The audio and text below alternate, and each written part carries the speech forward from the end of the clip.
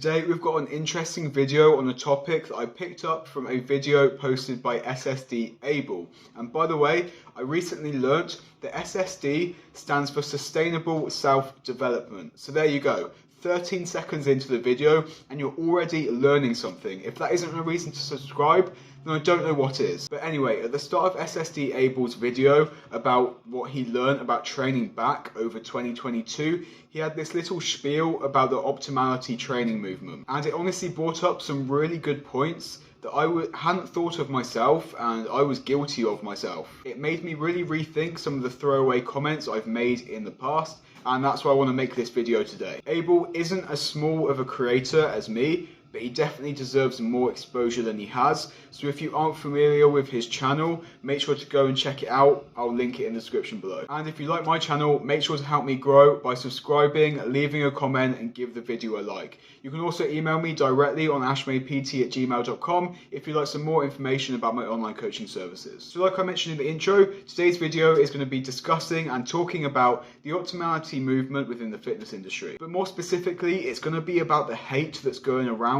towards it. The optimal movement is all about the pursuit to find the optimal way of doing things. The optimal exercise, the optimal rep range, optimal nutrition, optimal volume. Essentially trying to make everything in your training nutrition as 100% perfect as possible to get the best physically possible gains. And this movement is definitely growing massively by the growth of figureheads such as Coach Kasem from M1.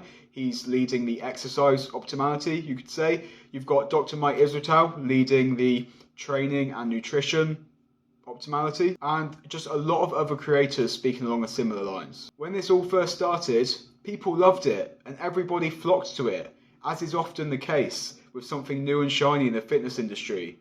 And now that it's had its time in the sun for a little bit, everyone hates it and everyone's against it, as is often the case within the fitness industry. So after people loving it and really going balls deep on biomechanics and all that kind of stuff, you'll now see a lot of people talking about how it's a waste of time and you should just ignore all of it. And I've said a lot of that stuff myself, and I still think a lot of that's true. But it is missing one big viewpoint, which is what Able enlightened me with, and now I want to enlighten you with. Able's point was innovation.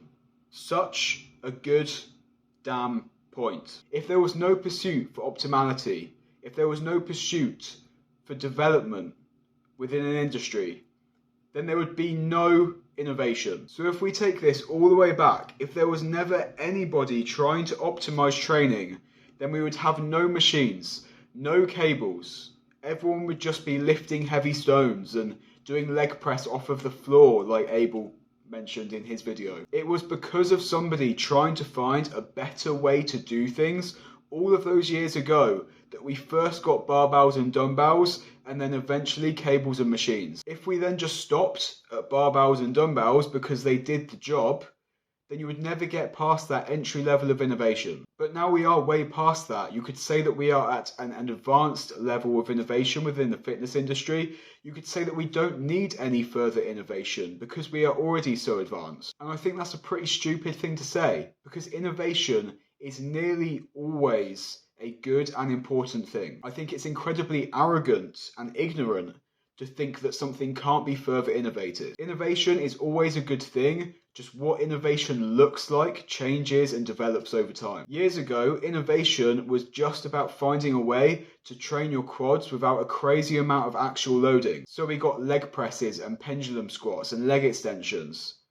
What's going to be next? Who knows? It could be and probably will be something that you could never even imagine yourself. And what makes me confident to say that is that I don't have the imagination or the creativity to have ever come up with something like a pendulum squat or a hack squat myself, but somebody did it. So there's going to be other stuff out there that I don't have the imagination to think is possible, but somebody does. I couldn't have created a pec deck fly or pendulum squat, let alone the machines like the Prime ones where you can change the loading bias by a flip of the switch. It's crazy what people can achieve. So if you don't think that further innovation like this is necessary, then let me know why in the comment section, because I'd like to talk about it. So optimality and biomechanic gurus are incredibly important within the fitness industry. They are driving innovation that is only going to take us to bigger and better places. They are massively overthinking the process of training and nutrition. I can say that without hesitation. But they have to overthink it in order to be able to innovate it. If it was obvious, then it already would have been done. So for these people, they're overthinking it.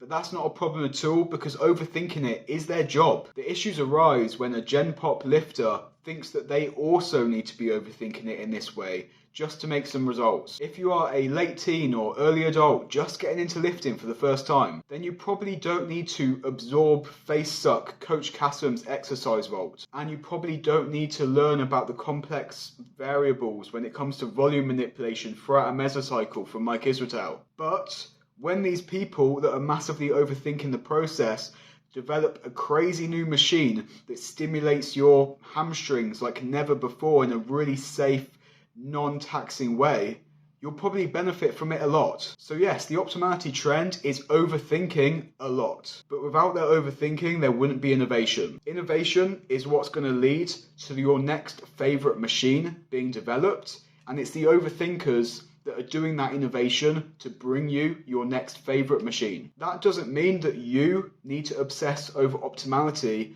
but it's good news for you that there are people which are obsessing over it. Really, this is a lot like scientific studies that go into the nuances of nutrition. Findings of these studies don't matter or apply to most people, but those studies could lead to broader findings which will really change how general population approaches nutrition in a big way. And the same concept applies here. So thank you, Abel Chabai. Yes, I can say your surname correctly, I think. Let me know, please, if I said that wrong, because that'll be embarrassing. But thank you for the awesome video and thoughts around this topic, because it really opened my eyes in a big way. I will try my best to remember to link his channel in the description below, so if you aren't familiar with his content, please go check it out and send him a message, let him know that you found out about him through my video, because that'd be pretty cool, I guess.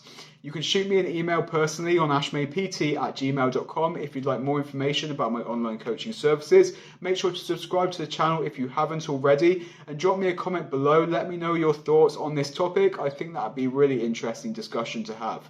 If you enjoyed the video, give it a thumbs up. Thank you as always for watching. Until the next one, see you later, guys.